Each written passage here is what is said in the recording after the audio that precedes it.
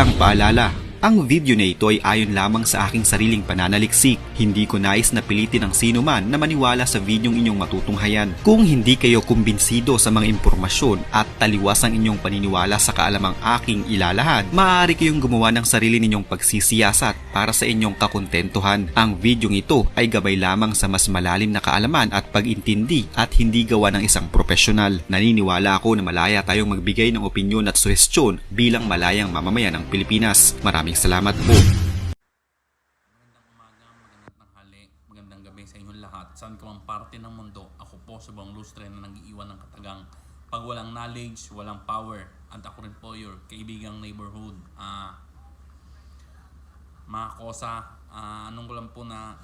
bibigyan ko lang po ng reaction video kung bakit po na nadismaya si Manny Pangilinan kay Coach Reyes ng Gilas. Kasi po, kaya po nadismaya si Manny Pangilinan kay Coach Reyes dahil po mas inuna pa ni Coach Reyes yung damit niya, yung suot niya sa pagko-coach sa Gilas. Kasi po, ang halaga ng suot ni Coach Reyes sa bawat laro ng Gilas ay 200,000 piso. Di ba? Kesa mag-coach siya, binabangko pa yung magagaling na player. Sana po, Coach Reyes, wag mo po sana pansinin yung damit nyo. Kahit po sana po na 50 mil lang yung damit nyo, okay na po yun.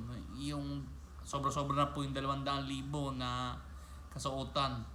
Kaya po sana po na nasa susunod po na asikasuhin nyo po yung pagko-coach, hindi po yung binabalandra nyo yung presyo ng damit nyo. Ayun lang po. Maraming salamat and thank you. God bless. Bye.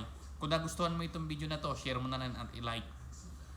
Kung may masasabi pa po kayo, i-comment nyo na lang po sa baba. Aking babasahin at pupusuan. Maraming salamat po.